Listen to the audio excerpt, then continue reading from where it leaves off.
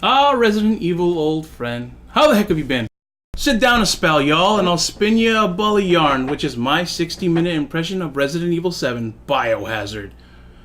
I'll be playing the PS4 version.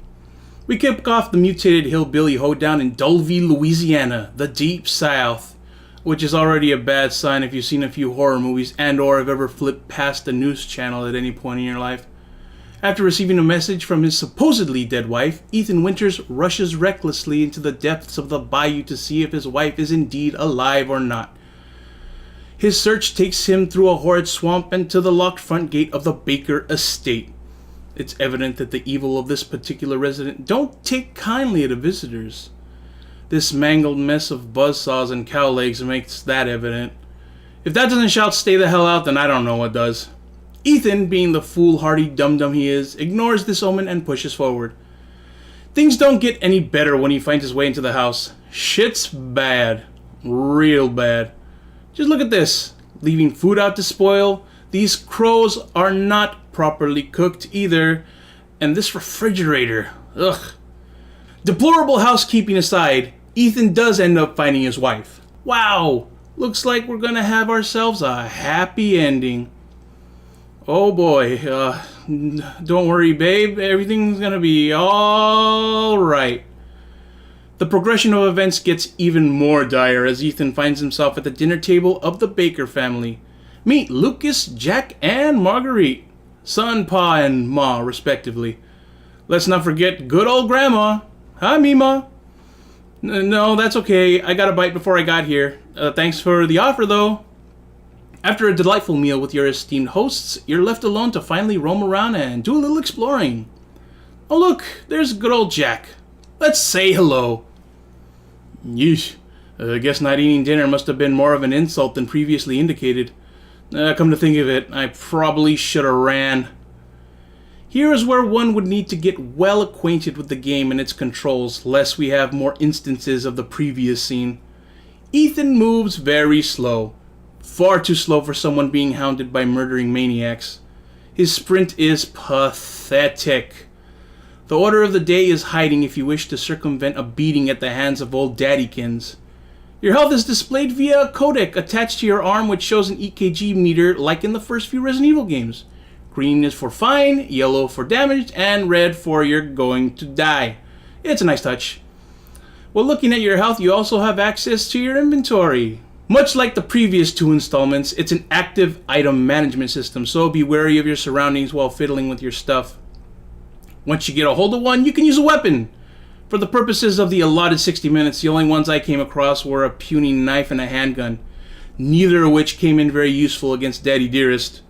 I found that the most useful tactic against the ever-pursuing Jack was blocking. Yes, Ethan can block, and it's the most important thing Ethan can do to keep his head on his shoulders.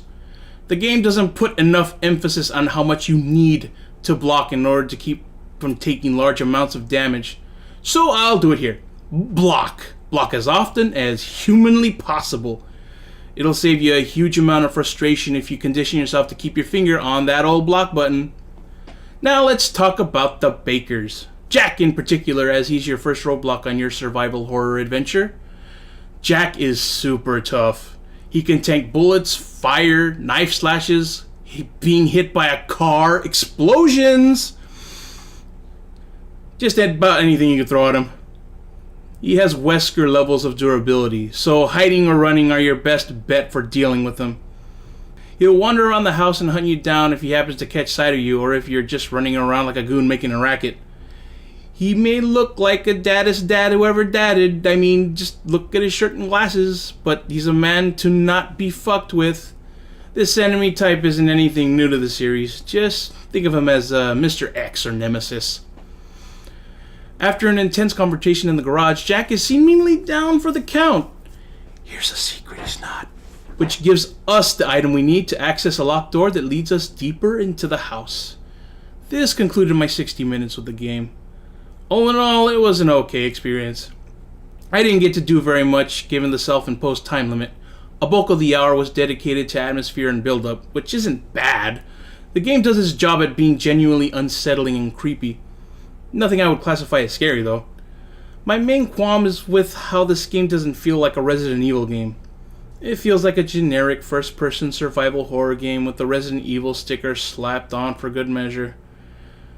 As far as first-person RE games, it's better than these train wrecks, especially this one, but that's just me. I'm going to invoke my future vision, as I've played through the game multiple times at this point, and say that this is worth playing through to the end. Although good, it's not a pay full retail price to play game. Borrow or rent it, or wait for a significant price drop. Will Ethan be able to save his lady love? What the heck's up with the Bakers and their need for destruction and mayhem? And what in the blue hell is this game's connection to the Resident Evil series to warrant it being a mainline title? You're going to have to fight your way through Jack and the rest of the Bakers as well as traverse the family estate if you want to find out. Not to worry. I'm sure the Bakers will be more than happy to welcome you to the family. 60 minutes not nearly enough to wet your whistle on the southern style sweet tea that is Resident Evil 7? Fret not, loyal viewer, for I have you covered. Soon following this video, we'll be uploading a mini playthrough of this game where Jack, Jose, and myself take a tour through the first quarter of the game. That's our Jack, not Jack Baker. Y'all come back for that. Until then, rock on, and most importantly, shine on.